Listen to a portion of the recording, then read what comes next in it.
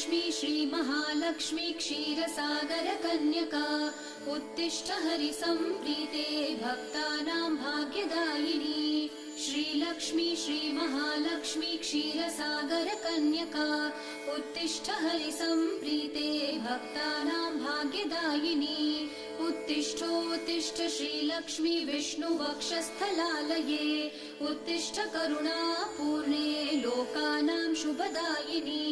उत्तिष्ठोत्तिष्ठ श्रीलक्ष्मी विष्णुवक्षस्थलालये उत्तिष्ठ करुणापूर्णे लोकानां शुभदायिनी।